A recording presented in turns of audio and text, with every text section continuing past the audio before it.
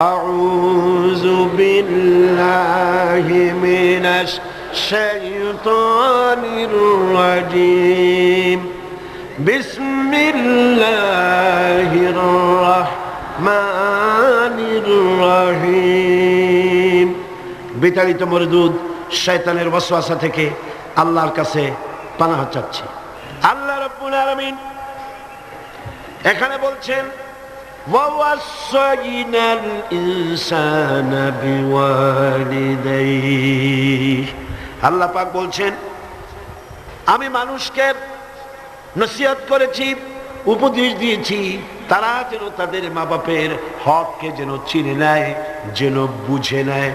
কারণ হলো মানুষের প্রধানতম দায়িত্ব হলো আল্লাহর উপরে ঈমান আনা, আর তারপরে দায়িত্ব হলো আল্লাহর উপরে ঈমান নিষ্ঠা আনুগত্য করার পরেই পারিবারিক কর্তব্য পালন হলো প্রথম দায়িত্ব। আর সেই প্রথম দায়িত্বের শুরুতে উচ্চ স্থান হলো আল্লাহর পরে, উচ্চ স্থান হলো মা বাপের। সুবহানাল্লাহ। আল্লাহর পরে, আল্লাহ রাসূলের পরে সবচাইতে উচ্চ স্থান কার? আল্লাহর আনুগত্যের পরেই মা বাপের আনুগত্য যেন মানুষ করে। এজন্য আল্লাহ রাব্বুল আলামিন তিনি বলছেন ওয়াকাদা রাব্বুকা আল্লা তা'বুদু ইল্লা ইয়্যাহু ওয়া বিল ওয়ালিদাইনি ইহসানা। তোমার রবের পক্ষ থেকে এটা ফয়সালা হয়ে গিয়েছে, এটা চূড়ান্তভাবে ফয়সালা হয়েছে যে আমি আল্লাহর পরে, আমি আল্লাহর ইবাদতের পর এহসান করতে হবে, উপকার করতে হবে, ভালোবাসতে হবে, মহব্বত করতে হবে, এহসান করতে হবে মা বাপের। কার? চিল্লায় কোন কার? মা বাপের আনুগত্য করা, হুকুম মানা আল্লাহ পাক ফরজ করে দিলেন। আল্লাহ পাক শিখালেন ইম্মা ইয়াবলুগান্নাল কিবারা আহাদুহুমা আও কিলাহুমা ফালা তাকুল লাহুমা উফ ওয়ালা তানহারহুমা ওয়াকুল লাহুমা কাওলান কারীমা। আল্লাহ পাক বলছেন তাদের মধ্যে একজন অথবা উভয় তোমাদের সম্মুখে যখন বার্ধক্যে পৌঁছে যায়, তাহলে তাদেরকে তাদের সামনে এই শব্দটি পর্যন্ত বলো না, এবং তাদেরকে ভৎসনা করো না, ধমকের স্বরে কথা বলো না, মাথা উঁচু করে ধমকের স্বরে চোখ রাঙায় কথা বলো না, বরং আদবের সাথে সম্মানের সাথে কথা বলো। সুবহানাল্লাহ। মা বাবার সাথে কেমনে কথা বলতে হবে আল্লাহ পাক শিখায় দিচ্ছেন। মা বাবার সঙ্গে কথা বলবা ভদ্রতার সাথে, সম্মানের সাথে, এবং তাদের সঙ্গে তাদের সাথে দোয়া করতে হবে আল্লাহ রাব্বুল আলামিনের কাছে।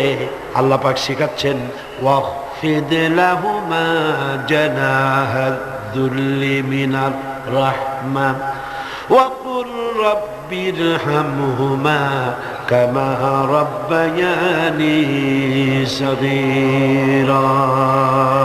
হে পরওয়ারদিগার, এভাবে দোয়া করো। মা বাপ তাদের জন্য নরম এবং বিনীত হয়ে তাদের সামনে অবনত হও, করুণার ডানা বিছায়া দাও। মা বাবার জন্য কি করো? করুণার ডানা বিছায়া দাও, আর তাদের জন্য এইভাবে দোয়া করো, হে আমার রব, আমার শিশুকালে, আমার সহায়হীন সময়, আমার যখন কোনো উপায় ছিল না, পায়খানা করে বিছানায় পায়খানার ভিতরে পড়ে থাকতাম, সাফ করতে আমি পারি না, বলতেও পারি না, আমার ভাষা নাই।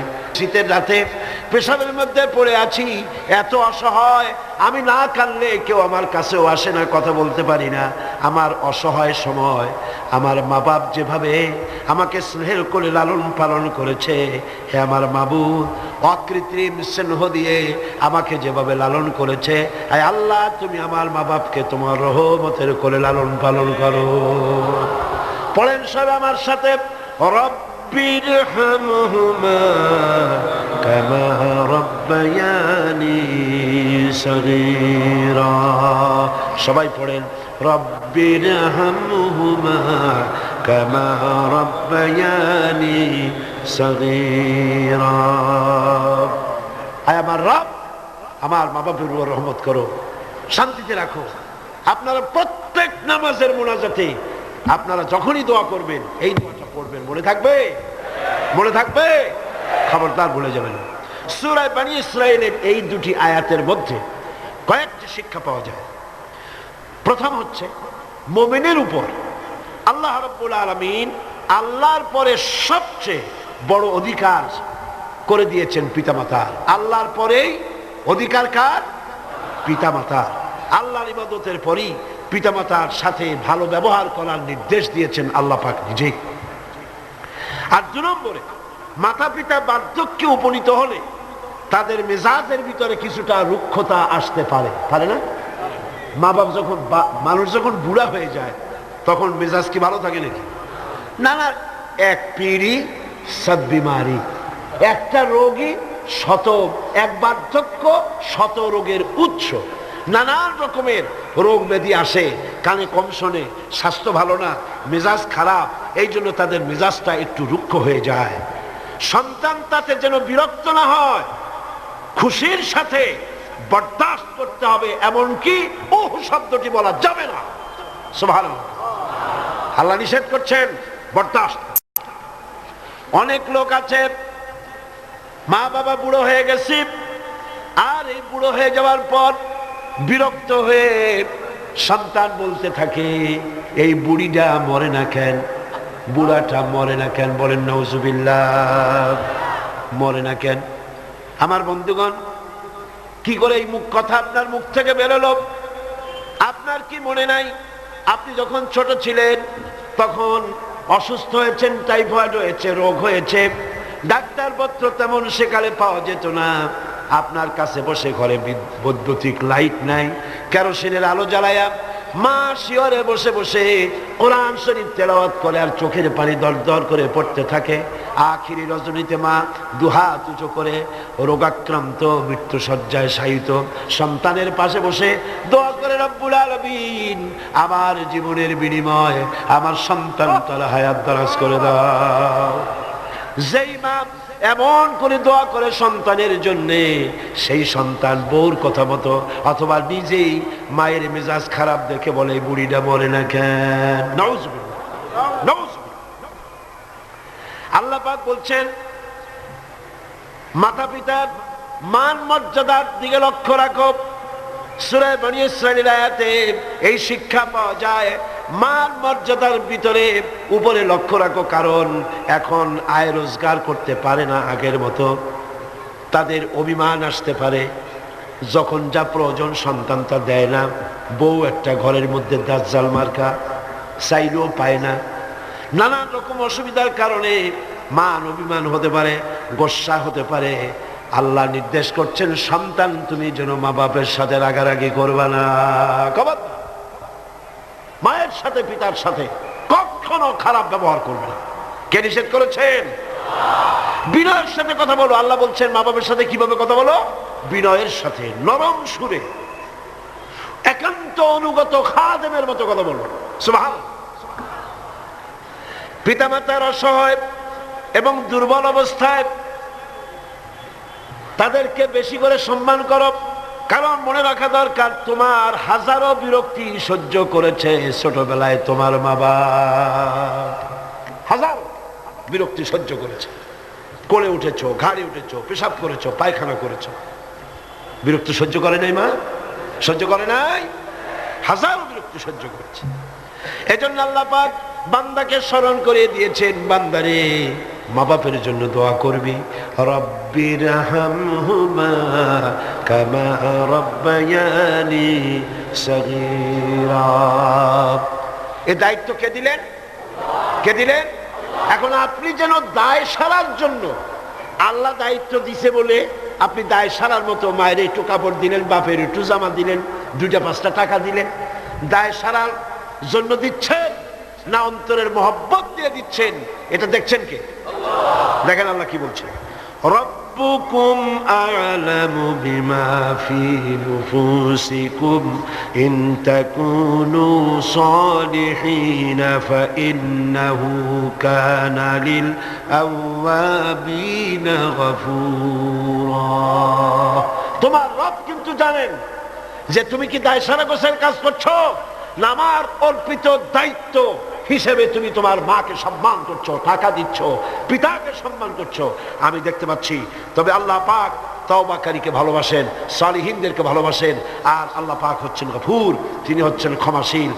দায়িত্ব পালন হিসেবে মহব্বত দিয়ে, ভালোবাসা দিয়ে, শ্রদ্ধা দিয়ে তোমার মা বাপের খেদমত করবে, দায় সারা গোছের জন্য না হয়। কারণ এককালে তুমি ছেলে যাদের মুখাপেক্ষী, ভালো করে শোনেন, এককালে আমরা সবাই মা বাপের মুখাপেক্ষী ছিলাম না? বলেন ছিলাম না? এককালে তুমি যাদের মুখাপেক্ষী ছিলে তারা আজ তোমার মুখাপেক্ষী হয়ে গেছে। আবার সময় আসবে যখন আমরাও আমাদের সন্তানদের মুখাপেক্ষী হয়ে যাব। তিলকাল আইয়ামু নুদাবিলুহা বাইনান নাস, এটাই হলো ইতিহাস, এরকমই হবে। দাদা বসেছিল পুকুর পাড়ে গোসল করবে, একেবারে কুজো হইয়া হাঁটু মাথার উপর উঠে গেছে। নাতি কাছে গিয়ে বলছে, দাদা বর্ষিটা কত দিয়ে কিনছো? দাদা তো বর্ষির মতো কুজো হয়ে গেছে। দাদা রসিকতা বুঝতে পেরেছেন। দাদা বলছেন, ভাই কেনা লাগবে না, সময় আসলে তুমিও একটা ফ্রি পাবা। কাজে আজকে আমরা এক সময় অসহায় ছিলাম, মা বাপ আমাদেরকে যত্ন করে লালন পালন করেছে, আজ তারা অসহায়। তুমি তাদেরকে যদি মর্যাদা দাও, তুমি যখন অসহায় হবে তোমার সন্তান তোমাকে অবশ্যই মর্যাদা দেবে।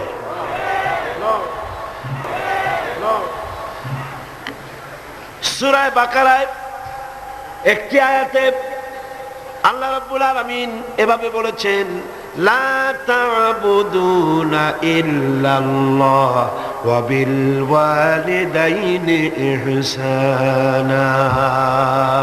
আল্লাহ ছাড়া কারো উপাসনা করো না এবং পিতামাতার সাথে অবশ্যই সদ্ব্যবহার করবে। সূরা বনী ইসরাঈলে বললেন, সূরা বাকারার মধ্যে বলছে। এবার বলছেন সূরা আনকাবুতে, وَوَصَّيْنَا الْإِنسَانَ بِوَالِدَيْهِ حُسْنًا। কত জায়গায় বলতেছেন আল্লাহ, আমি সমগ্র মানব মণ্ডলীকে তাদের পিতামাতার সাথে সদ্ব্যবহার করার জন্য উপদেশ দিচ্ছি, নির্দেশ দিচ্ছি। পৃথিবীর সমস্ত মানুষকে, এখানে মুসলমান বলা হয় নাই, গোটা বিশ্বের মানব মণ্ডলীকে আল্লাহর পক্ষ থেকে নির্দেশ করা হচ্ছে মা বাপের প্রতি শ্রদ্ধাশীল হও।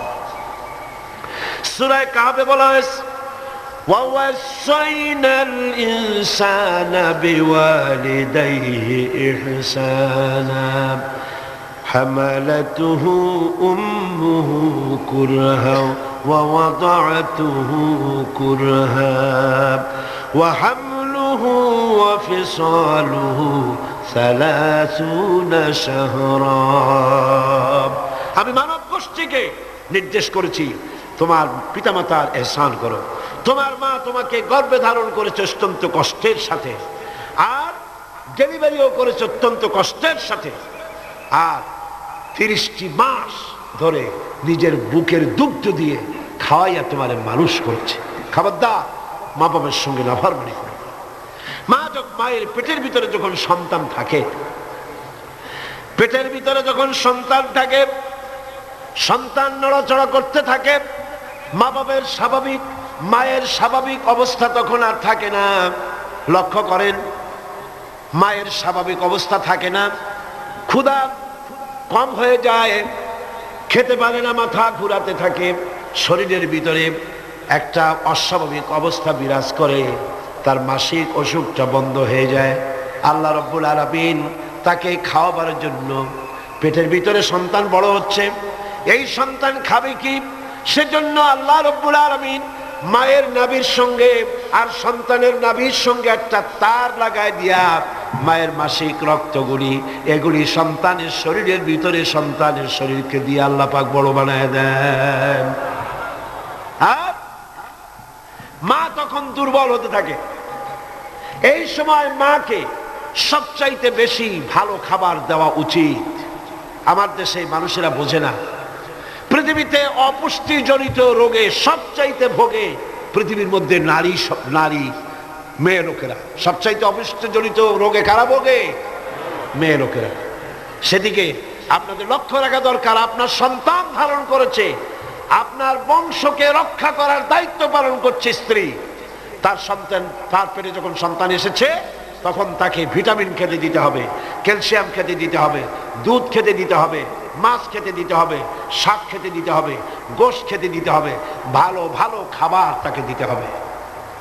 এটা দেওয়া দায়িত্ব আপনার। তার রক্তগুলি সব সন্তানের মধ্যে চলে যাচ্ছে। এখন দেখুন আল্লাহ রাব্বুল আলামিন কি করছেন, রক্তগুলি নাভির ভিতর থেকে, পাইপের মধ্য থেকে শরীরের মধ্যে আল্লাহ দিয়ে দিচ্ছেন। মুখের মধ্যে দিয়ে আল্লাহ খাওয়ার নাই, মুখটাকে আল্লাহ পাক পবিত্র রেখে দিলেন, যাতে করে দুনিয়া আসার পরে বান্দা যেন ওই পবিত্র মুখ দিয়ে আল্লাহ রাব্বুল আলামিনের নামের জিকির করতে পারে। দুনিয়া যখন আসলো, সন্তান যখন দুনিয়া আসলো, লাইনটা কেটে গেল। কয়টা লাইন ছিল বুঝেন না কথা? মার পেটের মধ্যে লাইন ছিল কয়টা খাবারে? একটা লাইন ছিল। যখন দুনিয়া আসলো সঙ্গে সঙ্গে লাইনটা কেটে দেওয়া হলো। ধাত্রীতে কাটুক, নার্সে কাটুক, ডাক্তারে কাটুক, লাইনটা তার কেটে দেওয়া হলো। খাবারের লাইন ছিল, লাইন কাটা। এখন কি খাবে? দেখুন আল্লাহ রাব্বুল আলামিনের কুদরত কত।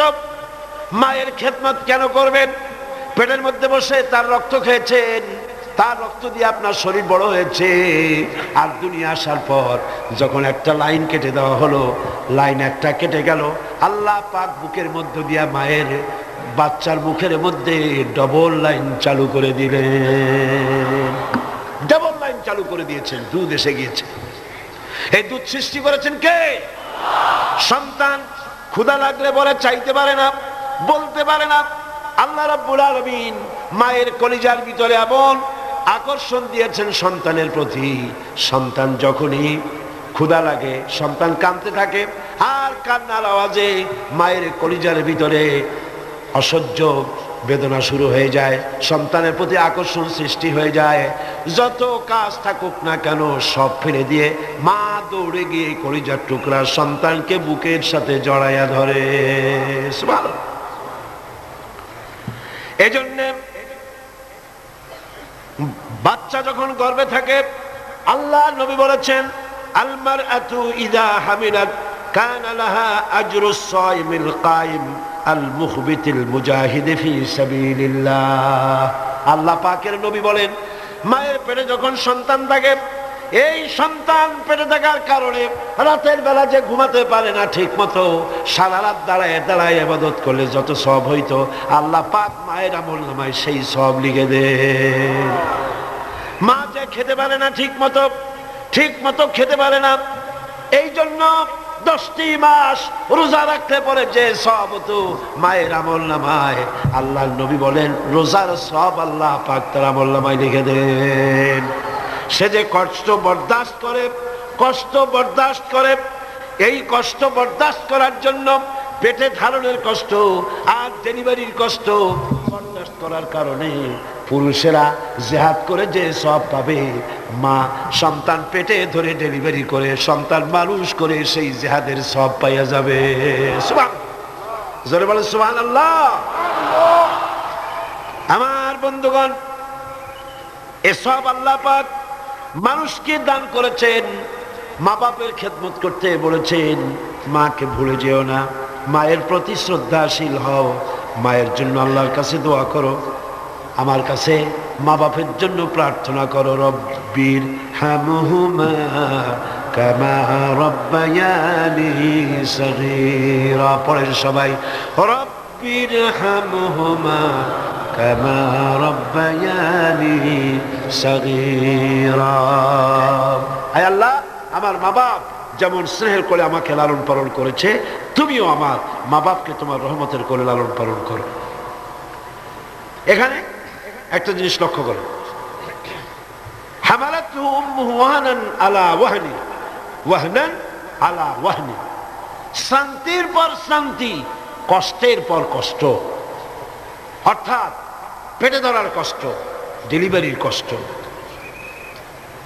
এই যে কষ্ট মা বহন করছে, এই কষ্টের ঋণ মানুষ সন্তানেরা কোনোদিন শোধ করতে পারবে না। পারবে?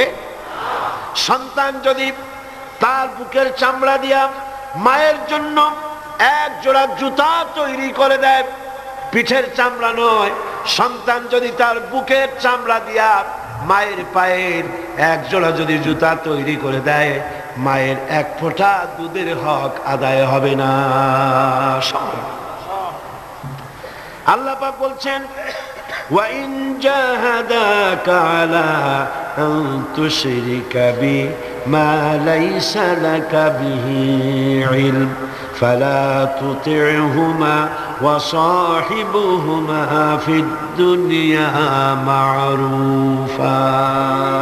আল্লাহ পাক বলছেন, কিন্তু তারা যদি তোমাকে, মর্যাদা তাদের আল্লাহর পরেই মা বাপের মর্যাদা, আল্লাহর পরে কার মর্যাদা?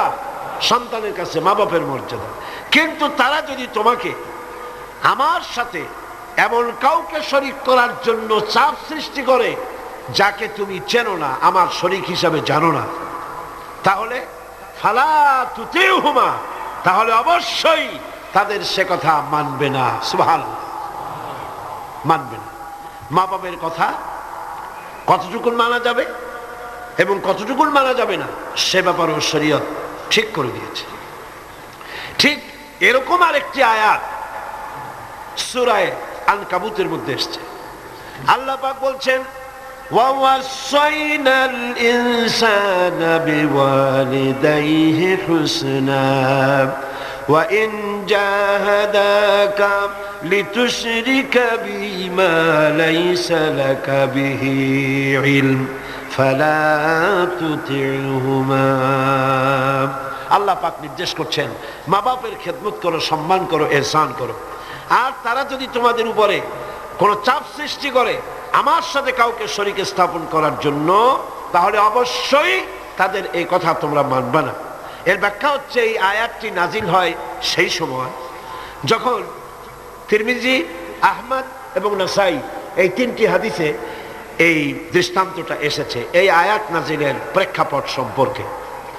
এই আয়াতটি নাজিল হয়েছে হযরত সাদ বিন আবি ওয়াক্কাস রাদিয়াল্লাহু তাআলা আনহুর ব্যাপারে। তিনি 18 বা 19 বছর বয়সে ইসলাম কবুল করেন এবং ইসলাম কবুল করার পর তার মা হামনা বিনতে সুফিয়ান, আবি সুফিয়ানের ভাইজি, তিনি দারুণভাবে অসন্তুষ্ট হয়ে গেলেন এবং তিনি অনির্দিষ্ট কালের জন্য ধর্মঘট করলেন, অনশন ধর্মঘট। অনশন ধর্মঘট কিন্তু নতুন কিছু না, আগেও ছিল। এই অনশন ধর্মঘট শুরু করল এই কথা বলে যে যতক্ষণ পর্যন্ত তার ছেলে সাদ বিন আবি ওয়াক্কাস যতক্ষণ পর্যন্ত আল্লাহর প্রতি ঈমান প্রত্যাহার করে শিরকিয়াতের দিকে ফিরে না আসবে, ততক্ষণ পর্যন্ত তিনি অনশন ভাঙবেন না, তিনি কিছু খাবেন না। তার মা দলিল হিসাবে পেশ করলেন ছেলের সামনে যে, দেখো পুত্র, তোমার কোরআন অনুযায়ী আমার হুকুম মানা, আল্লাহর হুকুম, আমার হুকুম তোমাকে মানতে হবে। আর আমার সাথে নাফরমানি করার অর্থ হচ্ছে আল্লাহর সাথে নাফরমানি করা। আল্লাহ অর্ডার করেছে আমার হুকুম তোমাকে মানতে হবে। এখন তুমি ওই তাওহীদকে ছেড়ে দিয়ে এই শিরকিয়াতের দিকে, আমি যেদিকে আছি সেদিকে ফিরে আসো। হযরত সাদ বিন আবি ওয়াক্কাস রাদিয়াল্লাহু তাআলা আনহু তিনি অত্যন্ত পেরেশান বোধ করলেন যে আমি এখন করবোটা কি। তিনি রাসূল করিম সাল্লাল্লাহু আলাইহি ওয়াসাল্লামের খেদমতে হাজির হলেন এবং ঘটনার বর্ণনা করলেন।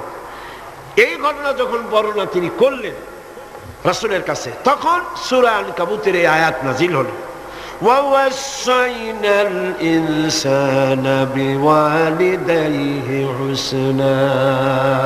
উপদেশ দেওয়া হয়েছে মানব গোষ্ঠীকে তারা যেন তার মা বাপের প্রতি ইহসান করে, উপকার করে। কিন্তু وَإِنْ جَاهَدَاكَ لِتُشْرِكَ بِي مَا لَيْسَ لَكَ بِهِ عِلْمٌ فَلَا تُطِعْهُمَا। কিন্তু তারা যদি তোমার উপরে শিরক করতে চাপ সৃষ্টি করে অবশ্যই তাদের অনুসরণ করবা না। খবরদার, মা বাপ যদি আল্লাহর হুকুমের বাইরে যদি কিছু বলে সেই হুকুম মা বাপের পালন করা, জোরে বলেন, পালন করা যাবে না। কোনো অবস্থাতেই মা বাপের সেই হুকুম পালন করা যাবে না। ব্যাখ্যা হচ্ছে যে মা বাপের হক তো সবচাইতে বেশি, কোনো সন্দেহ নেই, কিন্তু সেই মা বাবাই যদি মানুষকে শিরক করতে বলে তাহলে এই শিরক করতে পারবে না। কারণ হলো আল্লাহ পাকের সাথে কাউকে শরীক স্থাপন করা যাবে না, কারণ তাদের অবৈধ আবদার সন্তানের অমান্য করাই জরুরি। এর দলিল হচ্ছে মা লাইসা লাকা বিহি ইলম, যে ব্যাপারে তোমার জানা নাই, আল্লাহর সাথে শরীক করবা এরকম কোন শরীকদার এই পৃথিবীতে কেউ নাই এবং এ সম্পর্কে তুমি জানোই না, সুতরাং তুমি আল্লাহর সাথে মা বাপের কথা মতো কাউকে শরীক স্থাপন করতে পারবে না। তাই মা বাবা যদি ভুলের উপরে থাকে তাহলে সন্তান সেই ভুলকে মানতে পারবে না, সন্তান সেই ভুলকে মানবে না। মা বাপ যদি ছেলে ইসলাম কবুল করেছে, মা বাপ ইসলাম কবুল করে নাই, এমন অবস্থা যদি হয় তাহলেও সেই মা বাপের সাথে খারাপ ব্যবহার করা যাবে না। ব্যবহার করতে হবে কি? ভালো ব্যবহার। কি করতে হবে? এই ভালো ব্যবহার সম্পর্কে রাসূল করিম সাল্লাল্লাহু আলাইহি ওয়াসাল্লামের কাছে প্রশ্ন করা হলো, আইয়ুল আমালি আহাব্বু ইলাল্লাহি তাআলা, আল্লাহর কাছে সবচাইতে ভালো আমলটা কি? রাসূল করিম সাল্লাল্লাহু আলাইহি ওয়াসাল্লাম জবাব দিলেন, আসসালাতু আলা ওয়াক্তিহা, নামাজ তার ওয়াক্ত মতো আদায় করা, এটাই হলো সবচেয়ে ভালো আমল। সাহাবী প্রশ্ন করলেন, তারপরে কি? রাসূলুল্লাহ বললেন, বিররুল ওয়ালিদাইন, মা বাপের খেদমত করা, এটাই হলো সবচেয়ে ভালো কাজ। আরেকজন প্রশ্ন করলেন, মান আহাক্কুন নাস বিহুসনি সাহাবাতি, হে রাসূল, সবচাইতে আমার কাছে ভালো ব্যবহার পাওয়ার হক কার? আল্লাহর নবী বলেন, উম্মুক, তোমার মা। সাহাবী প্রশ্ন করলেন, সুম্মা মান, এরপরে কে? রাসূল বললেন, উম্মুক, তোমার মা। তারপরে কে? হুজুর বললেন, তোমার মা। তারপরে কে? হুজুর বললেন, তোমার পিতা। মার মর্যাদা কয় গুণ বাড়লো? কয় গুণ বাড়লো? 3 গুণ বেড়ে গেল। কার চাইতে? বাপের চাইতে মায়ের মর্যাদা কয় গুণ? 3 গুণ বেশি বেড়ে গেল। হযরত আব্দুল্লাহ ইবনে আমর রাদিয়াল্লাহু তাআলা আনহু তিনি বলেছেন, যা রাজুলুন ইলা নবী সাল্লাল্লাহু আলাইহি ওয়াসাল্লাম ফাস্তাযানা লাহু ফিল জিহাদ, তিনি বলছেন যে একজন লোক রাসূলের কাছে আসলেন এবং তিনি অনুমতি চাইলেন জিহাদে যাওয়ার জন্য, যুদ্ধে অংশগ্রহণ করার জন্য। ফাকালা আহাইয়ুন ওয়ালিদাক, রাসূল জিজ্ঞেস করলেন, তোমার পিতামাতা কি জীবিত আছেন? তিনি জবাব দিলেন, ক্বালা নাম, হ্যাঁ আমার মা বাবা জীবিত আছে। ক্বালা ফাফিহিমা ফাজাহিদ, চলে যাও বাড়ি, মা বাবার খেদমত করো, এটাই তোমার জন্য জিহাদ। জোরে বলেন সুবহানাল্লাহ। হাজমা নামক আরেকজন সাহাবী রাসূল করিম সাল্লাল্লাহু আলাইহি ওয়াসাল্লামের কাছে উপস্থিত হলেন। তিনি অনুমতি চাইলেন যে রাসূল, আমি জিহাদে যেতে চাই, আমি জিহাদে যেতে চাই। হুজুর বললেন, আলাকা ওয়ালিদাতুন, তোমার কি মা বেঁচে আছে? তিনি বললেন, হ্যাঁ আমার মা জীবিত আছেন।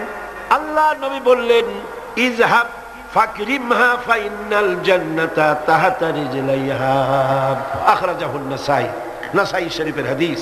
রাসূলুল্লাহ বললেন, তোমার মা যখন আছে, ইযহাব, ফিরে যাও, বাড়ি চলে যাও, ফাকরিমহা, এবং মায়ের সম্মান করো, ইজ্জত করো, মায়ের খেদমত করো, ফাইনাল জান্নাতা তাহতা রিজলাইহা, আমার সেই দুধ মা হযরতে হালিমাতুস সাদিয়া, আমার দুধ মা। সুবহানাল্লাহ, মায়ের সম্মান ইসলাম এত বেশি দিয়েছে।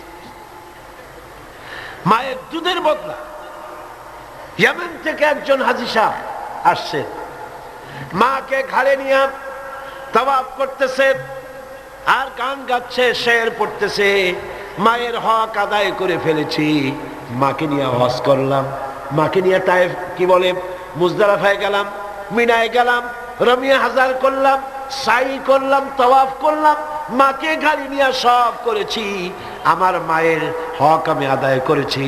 হযরত আব্দুল্লাহ বিন ওমর রাদিয়াল্লাহু তাআলা আনহুমা ওই লোকের শের শুনে, গান শুনে, এই কথা শুনে তিনি বললেন, তুমি কিসের হক আদায় করেছো? তুমি তো তোমার মায়ের একটা আহ শব্দের হক আদায় করতে পারো নাই। তোমার মা কষ্টে পড়ে তোমাকে কোলে নিয়ে তোমাকে তোমার কষ্টের সময়, বিপদের সময় তোমাকে দুঃখে দেখে, কষ্ট দেখে মুখ থেকে যাও শব্দটা বেড়েছে, সারা জীবন তো সেই হক আদায় করতে পারবে না। হক আদায় করছো, এত বড় কথা কি করে বলতে পারলে? মা বাপের, পিতামাতার আনুগত্যের চূড়ান্ত রূপ বলতে গিয়ে হযরত ইবনে আব্বাস রাদিয়াল্লাহু তাআলা আনহু বলেছেন, ওয়ান ইবনে আব্বাস রাদিয়াল্লাহু তাআলা আনহু আন্নাহু قال قال رسول الله صلى الله عليه وسلم من أصبح مطيعا لله في والديه أصبح له بابان مفتوحان من الجنة।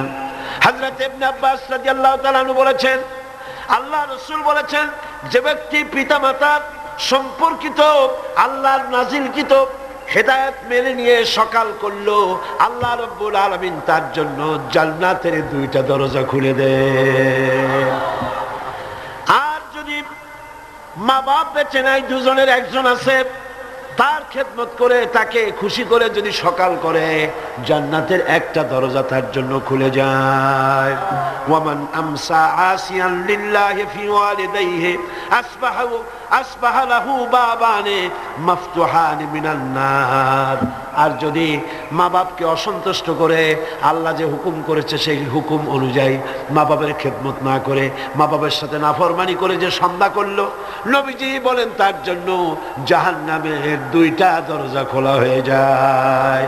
মা বাপের দুজনের একজন যদি বেঁচে থাকে, তাহলে মা বাপের দুজনের একজন যদি বেঁচে থাকে, তাহলে তাকে যদি অসন্তুষ্ট করা হয়, জাহান্নামের একটা দরজা তার জন্য খোলা হয়ে যায়। সাহাবী প্রশ্ন করলেন, ক্বালা রাজুলুন ওয়া ইন যালামাহু, ক্বালা ওয়া ইন যালামাহু। তিনবার রাসূলুল্লাহ বললেন। ওই ব্যক্তি জিজ্ঞেস করলেন, হুজুর মা বাপ যদি আমার উপরে জুলুম করে? রাসূলুল্লাহ বলেন, জুলুম যদি করেও? তারপরে সে বলছে, যদি আমার উপরে জুলুম করে? হুজুর বলেন, জুলুম যদি করেও? আবার প্রশ্ন করলেন, আমার উপরে মা বাপ যদি জুলুম করে? রাসূলুল্লাহ বলেন, জুলুম যদি করেও খবরদার তুমি মা বাপের সাথে নাফরমানি করবা না। সুবহানাল্লাহ। মা বাপের খেদমত করো, কপাল খুলে যাবে। কি খুলে যাবে?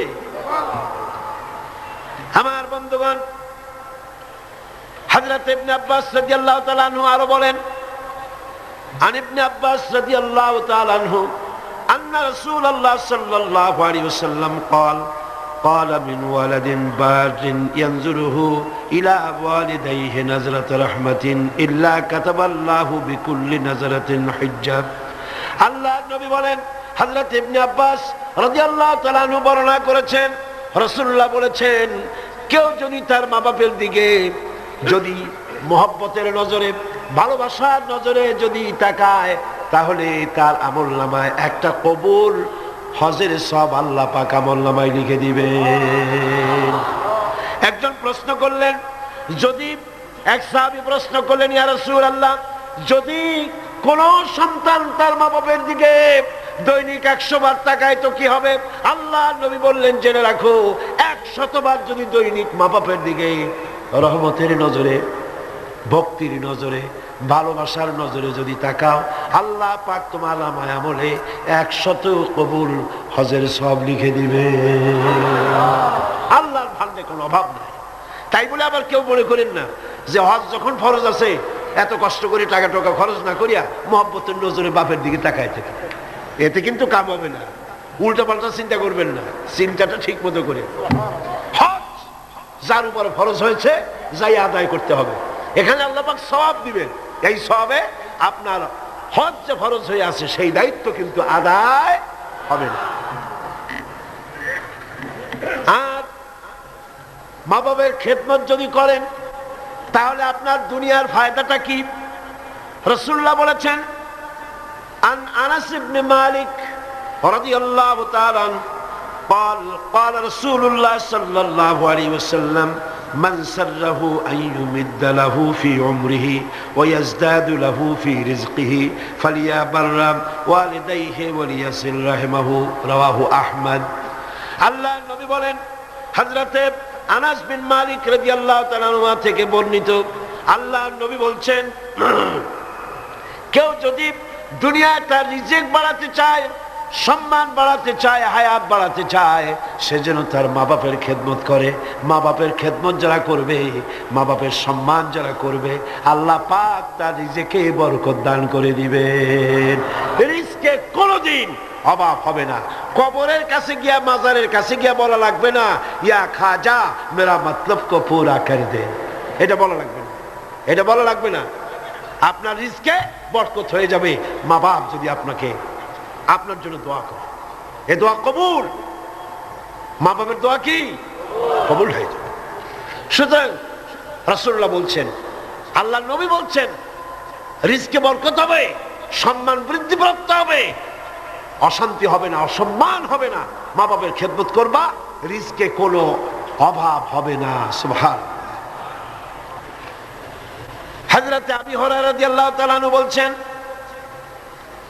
عن أبي هريرة رضي الله تعالى عنه عن النبي صلى الله عليه وسلم قال رغم أنفه ثم رغم أنفه ثم رغم أنفه। আল্লাহ নবী বলছেন, তিনবার বললেন, সে ব্যক্তি অপমানিত হোক, সে ব্যক্তি অপমানিত হোক। কোন ব্যক্তি? قيل من يا رسول الله, কোন ব্যক্তি অপমানিত হোক? قال من أدرك والديه عند الكبر أو أحدهما ثم لم يدخل الجنة। ভালো করে শুনেন, আল্লাহ নবী বলেন সেই ব্যক্তি অপমানিত হোক। তিনবার বললেন। প্রশ্ন করা হলো কোন ব্যক্তি? রাসূলুল্লাহ বললেন মা বাপ দুইজন অথবা একজনকে জীবনে সে পেল আর খেদমত করে আল্লাহর জান্নাত নিজের জন্য ওয়াজিব করে নিতে পারলো না, তার মতো হতভাগ্য আর কেউ নাই। মা বাপ যাদের আছে প্রাণ ভরে তাদের খেদমত করো, তাদের খেদমতে আল্লাহ পাক কিসমত খুলে দেবে। আবু দাউদ শরীফের একটি হাদিস শুনুন। হযরত আব্দুল্লাহ বিন আমর রাদিয়াল্লাহু তাআলা আনহু তিনি বলছেন, এক ব্যক্তি তার মাতা পিতাকে কাঁদায় রেখে রাসূলের সামনে জিহাদে যাওয়ার জন্য উপস্থিত হয়েছেন, মা বাপকে ক্রন্দনরত অবস্থায় রেখে। রাসূলুল্লাহর কাছে খবর এলো এই যুবক জিহাদে যাওয়ার জন্য আসছে আর তার মা বাপ কাঁদতেছে। রাসূলুল্লাহ বললেন ফিরে যাও, মা বাপকে যেভাবে কান্দায় আসছো ওইভাবে খুশি করে তারপরে আসো, মা বাপকে অখুশি রেখে জিহাদে যাইও না। মা বাপের খেদমত করো, তাদেরকে খুশি করো। অন্য হাদিসে এসেছে রাসূল করিম সাল্লাল্লাহু আলাইহি ওয়াসাল্লামের খেদমতে একজন হাজির হয়ে অভিযোগ করলো। একজন হাজির হয়ে সে অভিযোগ করছে, হে রাসূল, আমার মা খুব বদমেজাজের মেয়ে লোক। কে বলছে? এক যুবক বলছে রাসূলের কাছে গিয়ে, আমার মা খুব বদমেজাজের মানুষ। অভিযোগ। প্রিয় নবী তার জবাবে বললেন, হে যুবক, 9 মাস ধরে অব্যাহত ভাবে তোমার মা যখন তোমাকে গর্ভে ধারণ করেছিল তখন তো তোমার মায়ের মেজাজ খারাপ ছিল না। তোমার মা যখন তোমাকে পেটে ধরে রাখছিল তোমার মেজাজ খারাপ ছিল? আহারে কি সুন্দর কথা। পেটের ভিতরে একটা জীবিত মানুষ, একটা জীবিত মানুষের পেটের মধ্যে আর একটা জীবিত মানুষ, সে চুপ করে বসে নাই, কেন দিয়ে গুঁতো মারতেছে, হাঁটু দিয়ে গুঁতো মারতেছে। আমার তো মনে হয় যে এই রকমের যদি পুরুষের হইতো, পুরুষের যা মেজাজ খারাপ, দুনিয়া আসার সাথে সাথে ঠ্যাং ধরে আসার মারতো যে পেটের মধ্যে বসে এত নড়াচড়া করছি নি কেন। আর মায়ের অবস্থাটা দেখেন, আহা, এত কষ্ট পেটে ধারণ করায়। ডেলিভারি যখন করলো 10 মাসের পেটে ধরার কষ্ট আর ডেলিভারির কষ্ট, ডেলিভারিতে কত কষ্ট হয় সে কথা আল্লাহ ছাড়া আর কেউ জানে না। এই ডেলিভারি যখন হয়ে যায়, মা যখন হুঁশে এলো, মা প্রথমেই জানতে হয় কি হয়েছে আমারে দেখাও। সন্তান যখন মায়ের চোখের সামনে তুলে ধরা হয়, আমার আল্লাহ পাক বলেন মায়ের 10 মাসের পেটে ধরার কষ্ট আর ডেলিভারির কষ্ট সন্তানের চেহারা দেখার সঙ্গে সঙ্গে মায়ের মন থেকে আমি আল্লাহ মুছে ফেলে দেই। রাসূলুল্লাহ বলছিল, যুবক, আজকে তুমি বলতেছো তোমার মায়ের মেজাজ খারাপ, কিন্তু 9 মাস যখন পেটের মধ্যে তুমি ছিলা তখন তোমার মেজাজ খারাপ হয় নাই।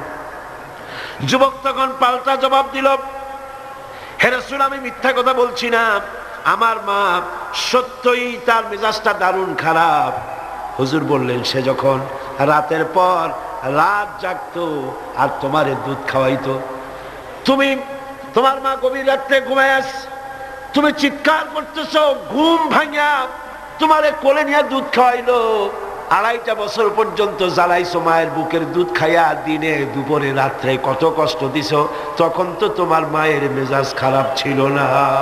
আরে আরে খেতে বসেছে মা, মা কি করে সকলকে আগে খাওয়ায়, স্বামীরে খাওয়াইলো, মেহমান খাওয়ালো, বাচ্চাদের খাওয়ালো, সব শেষে সামান্য তরকারি আর ভাত আছে, খাইতে বসছে সব শেষে, বাচ্চারে কোলে নিয়ে, বাচ্চা পায়খানা করে দিয়েছে কোলের মধ্যে, মা বিরক্ত হইল না, বিরক্ত হলো না, খাবারের থালাটা সরায় রেখে মা বাচ্চাকে কোলে করে নিয়ে বাচ্চাকে সাফ করালো, নিজের কাপড় চোপড় সাফ করলো, তারপরে ক্রন্দনরত বাচ্চার মুখে 2-3টা চুমা দিয়া তারপর আবার খাইতে বসলো। যেই মা তোমারে নিয়া এভাবে করে 2.5 মাস পর্যন্ত বুকের দুধ খাওয়াইয়া তোমারে বড় করলো, তখন তো তোমার মায়ের মেজাজ খারাপ ছিল না।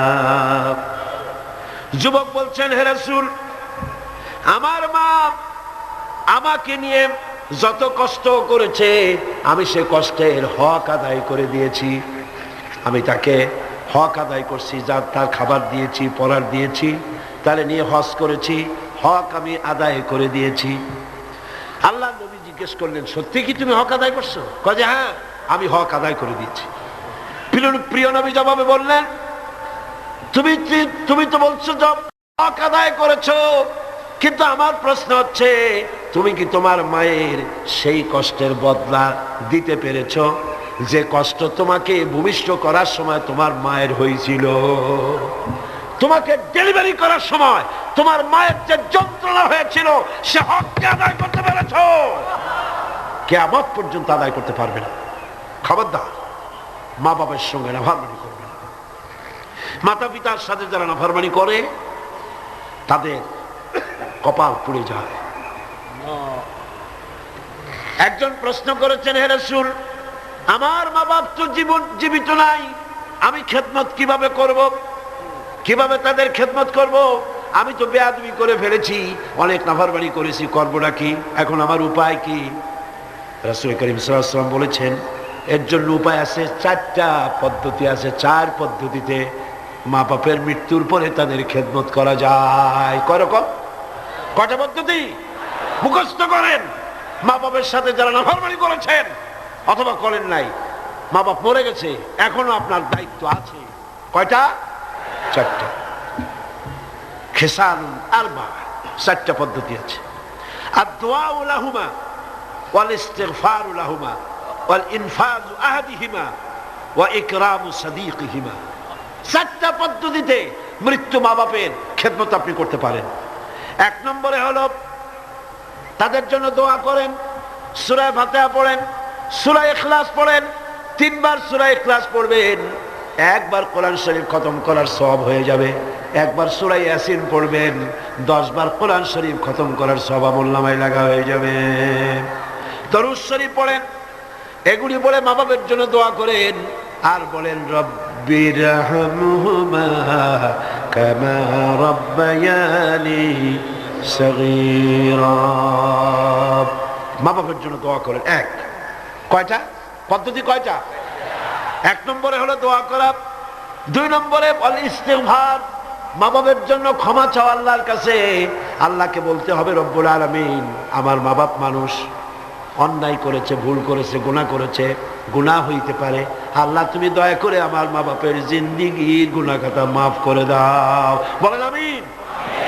আরো বলতে হবে, আল্লাহ পাক, আমার মা বাপ জীবনে যত গুনাহ করেছে তাদের জীবনের সাইয়্যাত গুলি হাসানাত দিয়া তুমি বদলাইয়া দাও। তুমি যদি ইচ্ছা করো তাহলে তো আমার মা বাপ যে গুনাহ করছে এই গুনাহগুলি তুমি নেকির পাল্লায় নেক বানায় উঠাই দিতে পারো। পারে না? পারে না? সেভাবে দোয়া করো। 3 নম্বরে তাদের ওয়াদা পূরণ করো। মা বাপ যে সব ওয়াদা করে গেছেন পূরণ করতে পারেন নাই, মা বাপের ওয়াদাগুলি পূরণ করে দাও। 4 নম্বরে মা বাপের বাপের যেসব বন্ধু আছে, মায়ের যেসব বান্ধবী আছে, তাদের সঙ্গে সম্মানজনক আচরণ করো, মাঝে মধ্যে তাদেরকে হাদিয়া দিও। পিতার আত্মীয়দের, পিতার বন্ধুদের সাথে বাপের মতো শ্রদ্ধা করো, সম্মান করো। সুবহানাল্লাহ, সুবহানাল্লাহ। রাসূলকে প্রশ্ন করা হয়েছে, হুজুর আমি তো অনেক গুনাহ করে ফেলছি, আমার উপায় কি? হুজুর বললেন, মায়ের খেদমত করো। শুনতেছেন কথা? শুনতেছেন? আমি অনেক গুনাহ করেছি, আমার উপায় কি? হুজুর বললেন, মায়ের খেদমত করো। তিনি বললেন, হুজুর আমার তো মা বেঁচে নাই, এখন আমার উপায় কি? হুজুর কোন, যাও খালার খেদমত করো, মায়ের গন্ধ খালার গায়ে দিয়ে আসে। সুবহানাল্লাহ। ভাইরা আমার, মা বাবার সঙ্গে যারা দুর্ব্যবহার করে এই দুনিয়ায় তাদেরকে আল্লাহ রাব্বুল আলামিন শাস্তি দিবেন, আর পরকালের শাস্তি তো তাদের জন্য রয়েই গেছে। দুনিয়ার শাস্তিও আছে আর পরকালের শাস্তিও তাদের জন্য রয়ে গেছে। মা বাপের দোয়া অবশ্যই কবুল।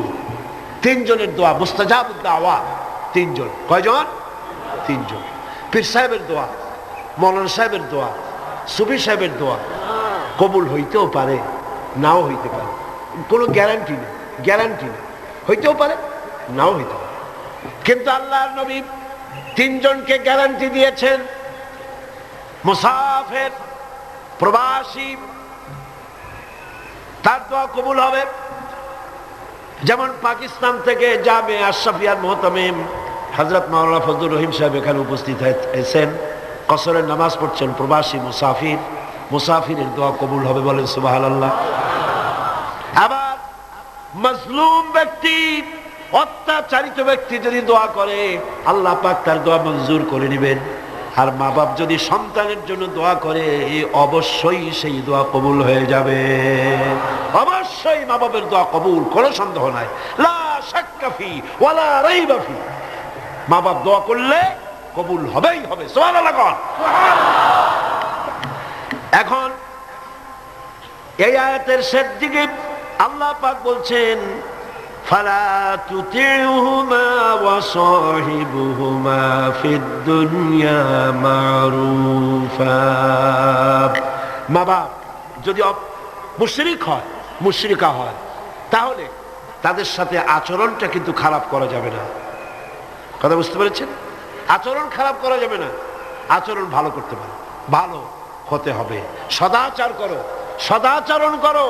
মা বাপ যদি অমুসলিম হয়, গুনাহগার হয়, এমনকি মা যদি বেশ্যা হয়, তোমার কাছে মা মাই। খবরদার মায়ের সাথে নাফরমানি করতে পারবে না। কথা বুঝে আসছে? মাথায় ঢুকতেছে? মাথায় ঢুকতেছে?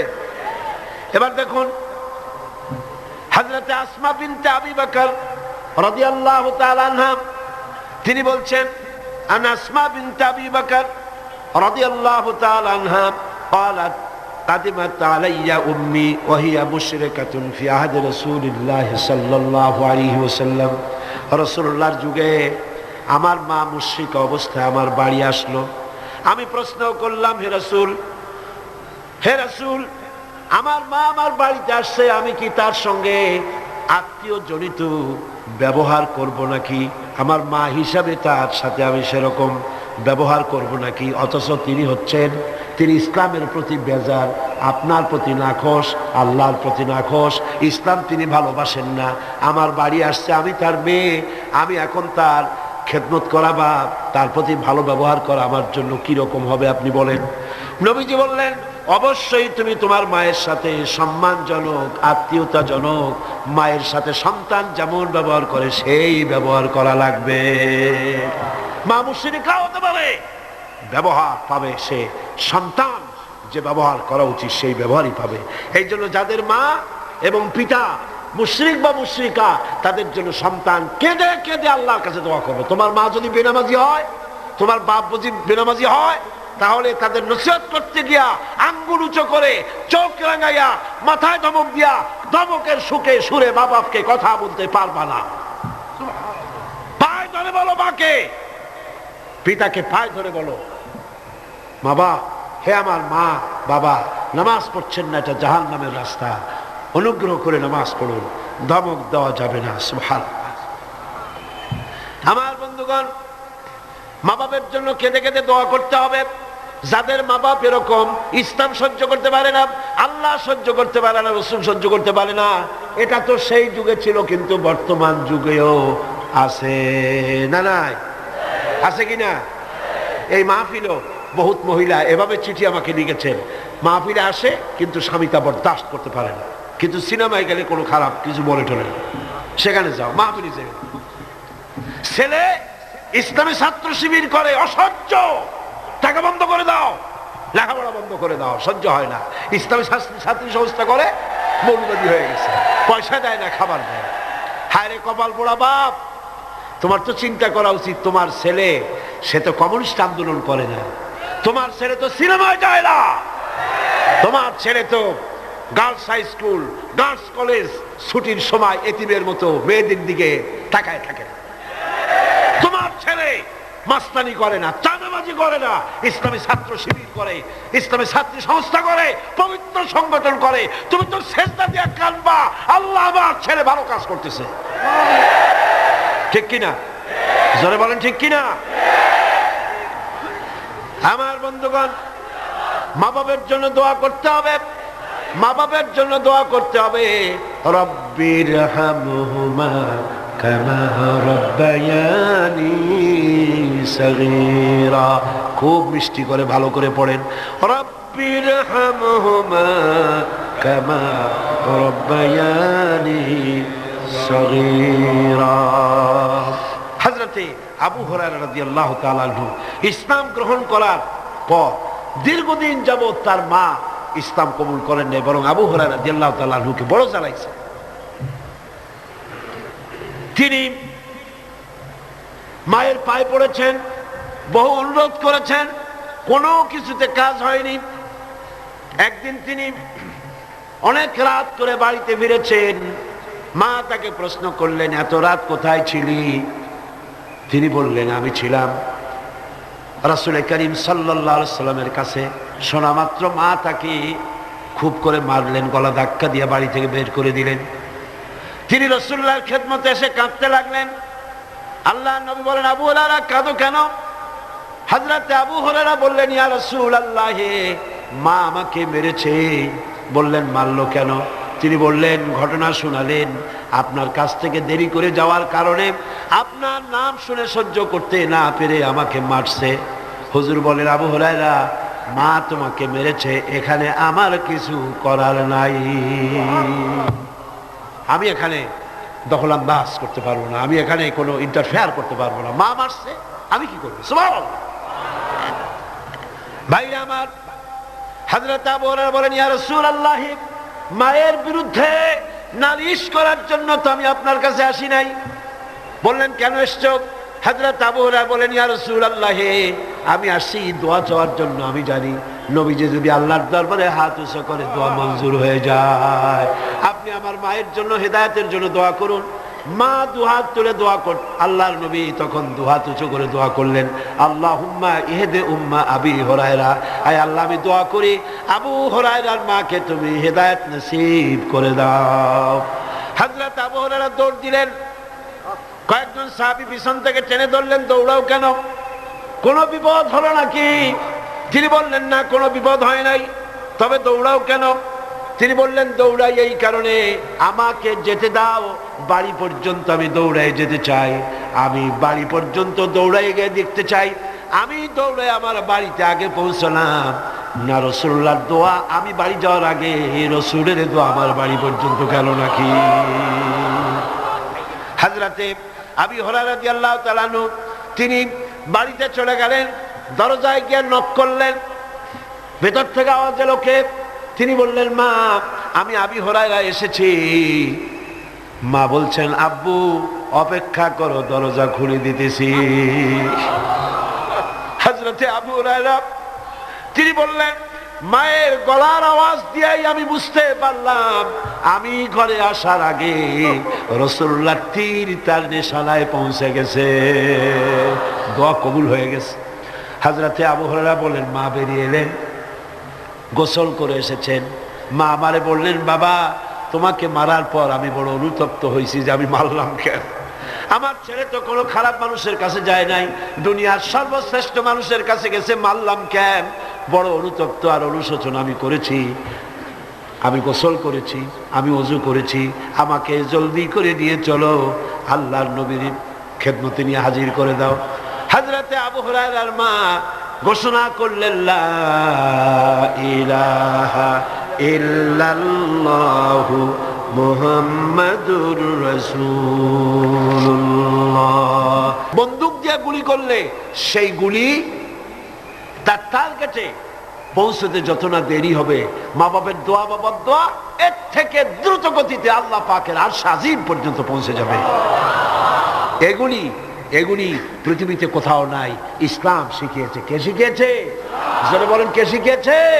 ইসলাম শিখেছে, শিখায়েছে। পাশ্চাত্যে যায় দেখেন, কিসের মা কিসের বাবা, মা বাপের কোনো খোঁজ খবর নাই। মা বাবা যখন বুড়ো হয়ে যায়, আমি ইংল্যান্ডে এবং আমেরিকায় দেখেছি, ওদের জন্য ওল্ড পিপল সেন্টার করা হয়। বুড়া বুড়ি, আমি নাম দিছি ওইটার বুড়া বুড়ি এতিমখানা। বুড়া বুড়িরা ওইখানে থাকে, ওই ঘরের মধ্যে। ছেলেমেয়েরা কোনো খোঁজ খবর নেয় না। 25শে ডিসেম্বর তারিখে প্রতি বছর একখানা কার্ড ছেলে তার বাপের নামে পাঠায়, মায়ের নামে পাঠায়। বাবা ওই কার্ডখানা নিয়ে তারপরে বন্ধুদের দেখায়, আমার ছেলে আমাকে মনে করছে। সারা বছর খোঁজ নাই। এরপরে যখন মরে 2-3 দিন পর্যন্ত মদের বোতল, দুধের বোতল, খবরের কাগজ ভিতরে কেউ নেয় না, দরজার কাছে পড়ে আছে। কারণ কি? পুলিশে এসে দরজা খুলিয়া দেখে ভিতরে বুড়া মরে পড়ে আছে, কেউ নাই, ছেলেও নাই, মেয়েও নাই, দেখারও কেউ নাই। এই হলো পাশ্চাত্যের অবস্থা। আর ইসলাম কি নিয়ামত! সুবহানাল্লাহ, ইসলাম বিরাট নিয়ামত। মা বাবার সম্মান করতে শিখিয়েছে, সেখানে সম্মান নাই। সন্তানের কাছে সম্মান হবে কি করে? সন্তান তার মায়ের প্রতি যে আকৃষ্ট হবে কিসের মাধ্যমে? দুধ খাওয়াবার মাধ্যমে। আমার দেশে পাশ্চাত্যের আবহাওয়া লেগে গিয়েছে, বহুত মা তার সন্তানকে দুধ খাওয়ায় না।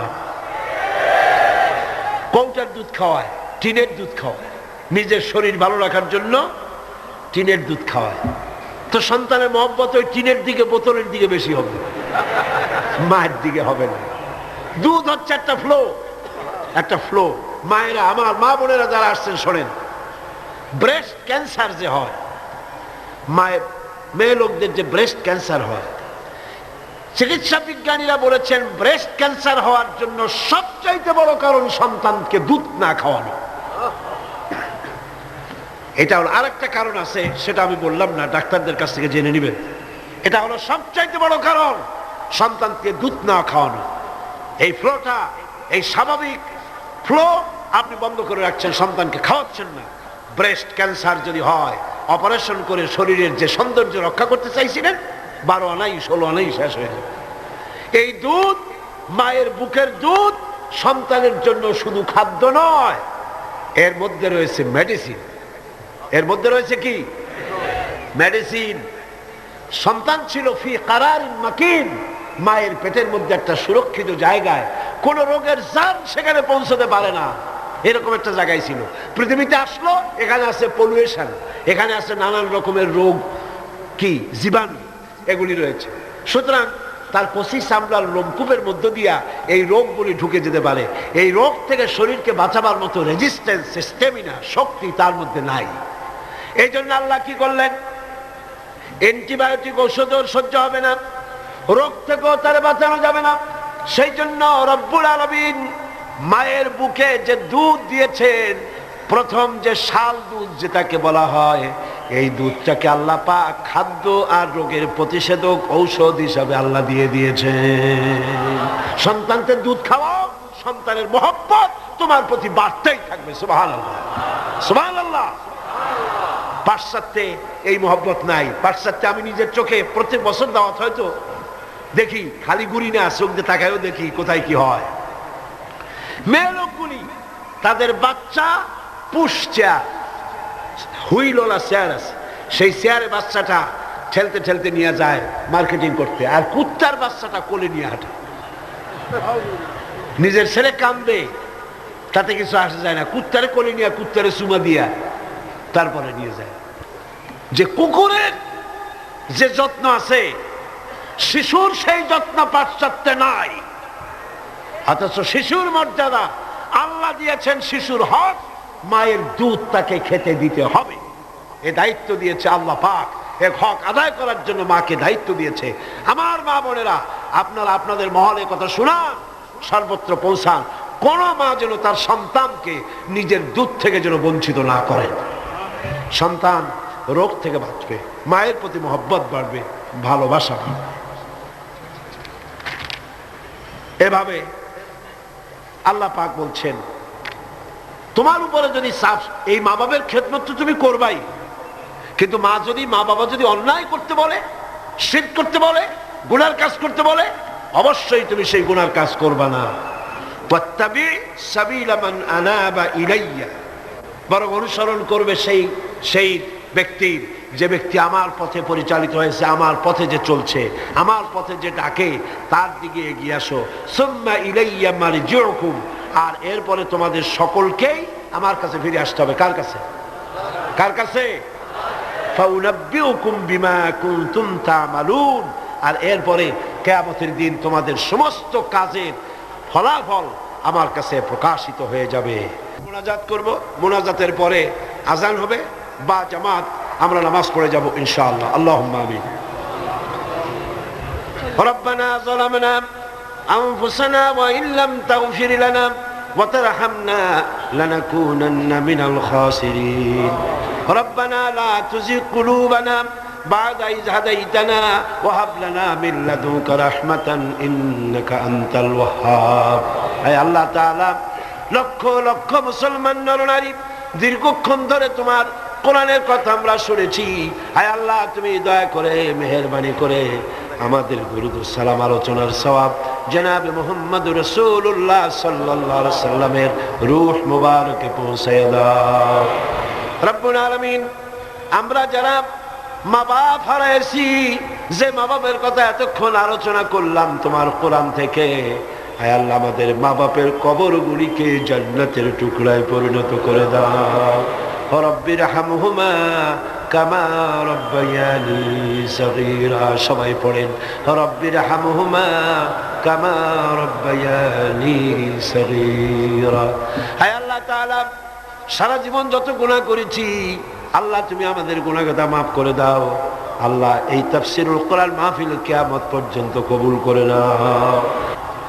ربنا تقبل منا إنك أنت السميع العليم وتب علينا إنك أنت التواب الرحيم سبحان ربك رب العزة عما يصفون وسلام على المرسلين الحمد لله رب العالمين واجعل آخر كلمة عند الموت لا إله إلا الله محمد رسول الله।